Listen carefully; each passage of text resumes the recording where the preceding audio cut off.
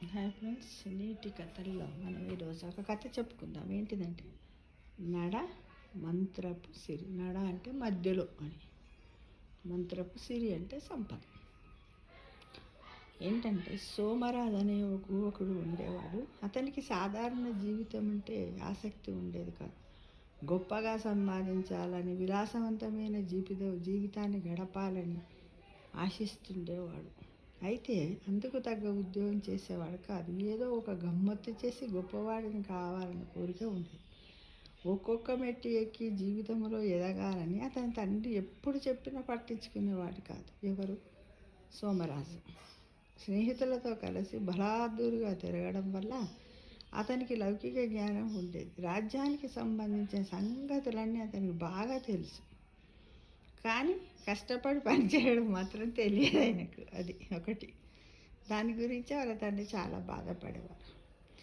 ఇదిలా ఉంటే రాజు కిశోరవర్మ కొందరు వేగులను నియమించుకోవాలనుకున్నాడు. అయితే ఆ విషయం బహిరంగంగా ప్రకటిస్తే వారెవరో అందరికీ తెలిసిపోతుందని, అందుకే రాజ్యంలోని యువకులకు ఒక పోటీ నిర్వహించబోతున్నట్లు, ఆ పోటీలో గెలిచిన వారికి 1,00,000 వరాహాలు బహుమానం ఇవ్వబోతున్నట్లు ప్రకటించాడు. ఊరూరు పంటి రాజ్యాల పంట వేయించరు, ఓన్లీ ఆ రాజ్యంలోనే ఇలాంటి పందెం పెట్టాడనమాట, పోటీని పెట్టాడు. ఇది ప్రజ్ఞాపాఠవాలకు సంబంధించిన పరీక్ష అని, యువకుల్లో ఎంత సత్తా ఉందో ఈ పోటీ ద్వారా తెలుస్తుందని ప్రకటన కూడా ఇచ్చిండు. ఉంటాయి కదా నియమ నిబంధనలు, ఇయర్ ఆటలప్పుడు కానీ పరీక్షలప్పుడు ఏదైనా పోటీ పెట్టినట్టయితే అదే ముందే చెప్పాడు. సహజంగానే ఈ ప్రకటనకు ఆకర్షితుడయ్యాడు సోమరాజు. రాజు ప్రకటించిన రోజు రానే వచ్చింది. అనుకున్నట్లుగానే ఆ పరీక్షలు అందరికన్నా ఎక్కువ ప్రతిభ చూసి సోమరాజు విజేతగా నిలిచాడు. ముందుగా ప్రకటించినట్లు అతనికి 1,00,000 వరాహాలు బహుమానం అందించాడు కిశోరవర్మ. దాన్ని అందుకొని ఆనందంగా ఇంటికి బయలుదేరపోతుండగా అధికారులు సోమరాజును పిలిచి తాము ఈ పోటీ ఎందుకు నిర్వహించాల్సి వచ్చిందో చెప్పి రాజ్యానికి వేగుగా పనిచేయమని కోరారు. అయితే సోమరాజు అందుకు ఒప్పుకోలేదు. ఉద్యోగం చేయడం తనకు నచ్చని పని అని చెప్పి ఇంటికి వచ్చాడు. 1,00,000 వరాహాలు లభించడంతో సోమరాజు ఆనందానికి అవధులు లేకుండా పోయింది. ఒక్క వరాహంతో తులం బంగారం కొనవచ్చు. ఒక్క వరాహంతో 2 బస్తాల ధాన్యం వస్తుంది. అలాంటిది 10,00,000 వరాహాలంటే జీవితాంతం కాలు మీద కాలేసుకొని హాయిగా బతకవచ్చు అనుకో. ఎందుకంటే అతనికి అదే కదా విలాసవంతమైన జీవితం గడపాలి. పని చేయద్దు కానీ ఫలితం ఎక్కువ ఉండాలి, ఆనందంగా ఉండాలి, ఖర్చులకు రావాలి. అది కదా ఎవరు? ఈ సోమరాజు అనే యువకుడి పేరేంటి? సోమరాజు. ఇదే విషయం ఇంటిల్లి పాదికి చెప్పి సంతోషిస్తూ ఇక మనం హాయిగా బతకొచ్చు అంటూ తండ్రిని చేస్తున్న వృత్తిని మానేయమన్నాడు. నువ్వు ఇంకేం చేస్తావు? నాకు 1,00,000 వరాహాలు వచ్చాయి, నేనే అని చెప్పు, అన్నీ మనకు హాయిగా తినొచ్చు, పండొచ్చు, ఊకానా ఏం పని చేస్తావని అన్నాడు అనమాట. నడమంత్రపు సిరి, నరము మీద పుండు, మనిషిని కుదురుగా నిలబడనియ్యవు, కాబట్టి జాగ్రత్తగా ఉండు అని కొడుకు సలహా ఇచ్చాడు. ఏమని సలహా ఇచ్చాడు సోమరాజు యొక్క తండ్రి?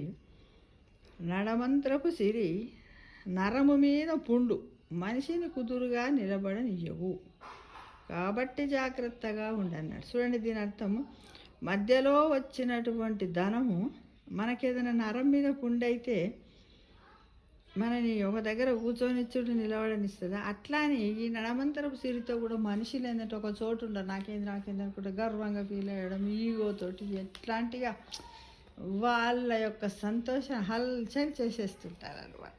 అది కానీ వాళ్ళ నాన్న అలా చెప్పాడు, ఒరేయ్ ఇప్పుడు ఈ పుండు కూడా ఎప్పుడు ఎక్కువై మనం ఏమైపోతాం, అలానే ఈ డబ్బు, ఈ కథలు ఇవన్నీ మనం ఏంది మంచిది కాదు అని చెప్పినా కూడా ఆ సోమరాజు వినిపించుకోలేదు. సోమరాజు అదేం పట్టించుకోలేదు. భారీగా ధనము లభించడంతో సరదాలను ఒక్కొక్కటి తీర్చుకోవడం మొదలుపెట్టాడు. ఇంట్లో అతని భార్య తల్లి కోరడంతో వారికి కొంత మొత్తం వెచ్చించి బంగారు నగలు చేయించాడు. అతని దగ్గర ధనం ఉందని తెలియడంతో కొత్త పాత స్నేహితులే కాక ముక్కు ముఖం తెలియని వాళ్ళు కూడా చుట్టూ చేరారు. వారి పొగడ్తల కోసం విచ్చలవిడిగా ఖర్చు పెట్టడం మొదలుపెట్టాడు సోమరాజు. చూడండి, మనకు డబ్బు మర్యాదలు గౌరవం అంటే అందరు వస్తారు. మన దగ్గర డబ్బు లేకుండా పోయిందని, మనకి ఎలాంటి గౌరవ మర్యాదలు సంఘంలో లేవని, గుర్తింపు లేదన్నారు అనుకోండి, మనకి ఈ రోజుల్లో ఇంకొకటి కూడా ఆరోగ్యం లేకపోతే కూడా పక్కింటి వాళ్ళు కూడా ఇటు చూస్తారు, పక్కకి తిరిగి చూడండి. ఇది ఇప్పుడున్నటువంటి సొసైటీ సత్యం మిత్రమా. మనం ఆరోగ్యంగా ఉంటేనే అందరు వస్తారు, మన దగ్గర డబ్బు ఉంటేనే అందరు వస్తారు, మనం మంచిగా ఉంటేనే అందరు వస్తారు. అంటే కొద్దిమంది వెనకడ పెద్ద మనుషులు చెప్పేవాళ్ళు ఏమంటే, నేను పచ్చగా ఉంటేనే అందరు వస్తారు, మీరు అంతా. నేను పచ్చగా అంటేంది, ఆకుపచ్చగా అంటేంది, మనము మనిషి ధనము ధాన్యము ఆరోగ్యంతో వరిదిల్లడం అనమాట. ఇవే లేనాడు మన దగ్గరికి ఎవ్వరు రాదని చాలామంది పెద్దవాళ్ళు చెప్పేవారు. ముఖ్యంగా మా నాన్న కూడా అంటుండే, ఎక్కడన్నా వచ్చినప్పుడు ఉండేనా 2 రోజులు అది ఇదని ఎవరన్నా అంటే, ఎటన్నా యాత్ర చాల్తి, నేను పచ్చగుంటేనే మీరు అందరు నా దగ్గరికి వస్తారు. ఇది నిజంగా అక్షరాల నిజం కదా. అలా అనిపిస్తుంది ఇప్పుడు. ఏంది ఇట్లా అంటాడు, ఏంది పచ్చగా ఏంది, మంచిగానే ఉంది కదా, పంటలు పండుతాయి కదా, ఇంకేమున్నది 2 రోజులకి ఏమవుతుందని మనం అనుకుంటాం. తను అనేవాడు, ఏమైంది ఆషాఢంలో అటు ఇటు తిరిగి కార్తీక మాసంలో కార్లకి నీళ్ళు తెచ్చుకోండి. అంటే మామూలుగా జూన్ నుంచి పంటలు వేస్తారు కదా, వర్షాకాల పంటలకు. ఆషాఢంలో అటు ఇటు తిరిగి అంటే మనం పంటలు వేసినాక చిన్న మొక్కలు వస్తాయి, వాటిని చీడపీడల నుంచి కాపాడుకుంటేనే మంచిది. కానీ ఈ ఆషాఢంలో ఇష్టం వచ్చినట్టు తిరిగి చేనులను పట్టించుకోకపోతే కార్తీక మాసంలో కార్లకి నీళ్ళు తెచ్చుకుంటే మనం వేసినటువంటి పంట మనందరికీ కార్తీక మాసంలో, అంటే ఇప్పుడు దసరా దీపావళి మధ్యలో వస్తుంది. అందరికీ పంట వండి మనకు పంట వండకపోతే మనం ఏం చేస్తాం, మన కళ్ళకు నీళ్ళు వస్తాయి, బాధపడతాం. ఆ విధంగా కొన్ని చమత్కారమైనటువంటి సామెతలు చెప్పేవారు ఎవరు, మా నాన్న. అయితే అందరూ వచ్చిరట, ఎక్కడెక్కడో దూర చుట్టాలు, పాత చుట్టాలు. వాళ్ళు రాగానే దగ్గర డబ్బులు ఉన్నాయి కదా, అది ఇదని ఎగురుకుంటానికి ఏం కావాలి, నువ్వే తింటావు అనుకుంటే బాగా. ఇప్పుడు ఏంటంటే చూడండి, చుట్టాలకు మర్యాద అందరం చేస్తాం, దాంట్లో చాలా రకాల మర్యాదలు ఉంటాయి. ఎలా అంటే డబ్బు ఉన్న వాళ్ళు ఒక రకంగా, ఏంటంటే మరి బయటకు వెళ్ళి ఏదో 4 రకాలు తెచ్చిపెడతారు, లేకపోతే వాళ్ళ ఇంట్లో 12 నలుగురు ఉంటే 10 రకాలు చేయిస్తారు. ఇంకా అదొక క్లాస్. తర్వాత ఏంటంటే మిడిల్ క్లాస్, ఇంట్లో మనం కొంచెం డబ్బు ఉంటే దాంతో మనం ఇంకో 2 వంటకాలు, మనం తినేది కాక 2 వంటకాలు ఎక్కువ చేసి పెడతాం. ఫర్ ఎగ్జాంపుల్ ఫుడ్ తీసుకున్నాను నేను. అలానే ఇంకా మన దాంట్లో కూడా లో మిడిల్ ఉంటారు చూడండి, వాళ్ళు పాపము వాళ్ళకి ఒక్కటి పెట్టడం కూడా ఇబ్బందికరంగానే ఉంటుంది. అంటే ఇలా రకరకాలుగా ఏమనుకుంటారో అని భయంతో కొద్దిమంది నేను బాగా పెట్టి బాగా చూసుకుంటున్నాను, ఉన్నోడు అనుకుంటారని ఇంకొద్దిమంది, ఇలా నానా రకాలైనటువంటి ఆలోచనలో ఉన్నటువంటి మనుషులము మనమందరం కూడా ఇప్పుడు ఉన్న మిత్రమా సొసైటీలో. ఈ సోమరాజు కూడా అలానే ఖర్చు పెడుతున్నాడు. చూస్తున్నా కానీ ధనం మొత్తం కరిగిపోయింది.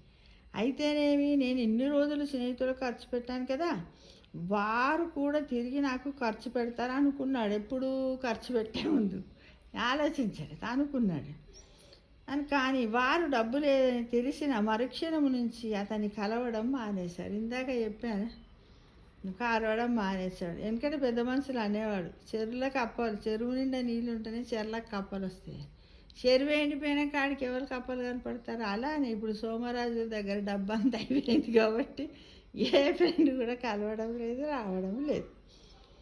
కానీ వారు డబ్బు లేదని తెలిసిన మరుక్షణం నుంచి అతన్ని కలవడం మానేశారు. ఎదురుపడిన తప్పించుకొని తిరగడం మొదలుపెట్టారు. అంతే కదా, ఎదురుపడితే అప్పుడు నువ్వు తిన్నావు కదా, నాకు ఇప్పుడు అవసరం ఒక 100, 200 అని ఏడు అడుగుతాడు, ఇక్కడి నుంచి వస్తుంటే అక్కడి నుంచి వెళ్ళిపోతారనమాట. అది లోక సహజం.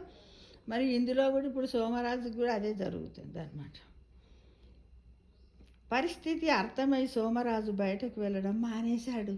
చింతిస్తూ కూర్చున్నాడు. అరే, బాధపడ్డాడు. ఒకప్పుడు ఎలా తిరిగాడు, వాళ్ళ నాన్న చెప్తే అర్థం కాలే, ఏం అర్థం కాలే, డబ్బు వచ్చినాక అందరికి పెట్టాడు, అంత నావాలన్నారు. కానీ ఇప్పుడు అందరు విని నావాడు అనడం లేదని బాధపడుతూ ఇంట్లో కూర్చున్నాడు.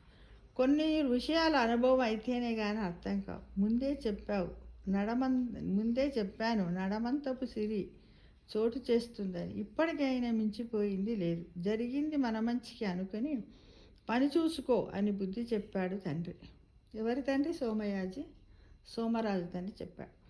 ఆలస్యంగానైన తండ్రి మాటల్లోని సత్యాన్ని గ్రహించిన సోమరాజు ఉద్యోగం సంపాదించుకొని జీవితంలో స్థిరపడ్డాడు. అంటే కొద్దిమందికి మనం ఎంత చెప్పినా రాదు, వాళ్ళకి అనుభవం జరిగితేనే వస్తుంది. అబ్బా నిజంగా ఎట్లా చేసారు కదా, అంటే ఇది ఏంటిది, మన వాళ్ళు చాలామంది చెప్తూ ఉంటారు. ఏమని, మన పెద్ద మనుషులు కానీ మన అమ్మమ్మ వాళ్ళ ఆయన మన ఇంట్లో ఉన్నవాళ్ళు చెప్తారు, ఉన్నప్పుడే పొదుపుగా వాడుకోరా, పొదుపుగా వాడుకో, రేపు అనేది ఉందని ఇవాళ ఆలోచించి ఖర్చు పెట్టు. రేపు అనేది ఉందని ఈరోజు ఆలోచించి ఎక్కువ పని చేయి, ధనాన్ని సంపాదించు, కానీ సమయాన్ని కూడా వృధా చేసుకోకు నాయన అని చాలామంది పెద్దలు మనకు చెప్తారు కదా. అంటే ఒక డబ్బే నడమంతరం సిరి కాదు, టైము కూడా. టైంని ఎలా వాడుకోవాలి, టైం ఈజ్ మనీ కదా. టైం కూడా టైంని ఎలా వాడుకోవాలి, ఫ్రెండ్స్ని కూడా మనం ఎలా వాడుకోవాలి, అతిగా వాడుకోవద్దు, మొత్తానికి పట్టించుకోకుండా ఉండకూడదు. అంటే అతివృష్టి అనావృష్టి అంటాం కదా, బాగా వర్షం పడితే పంటలన్నీ ఖరాబ్ అయిపోతాయి, అసలే పడకపోతే పంటలే పండవు అన్నట్టుగా మన జీవితంలో కూడా ప్రతి వ్యక్తితో కూడా మనం ఎలా అంటే అతిగా ఉండకూడదు, మరీ సంబంధం లేకుండా ఉండకూడదు. ఎందుకంటే మనం అందరం సొసైటీ పర్సన్స్ కదా మిత్రమా. ఇది మాత్రం ఈ నేటి కథల్లో ఇది నడమంత్రపు సిరి చాలా అవసరం.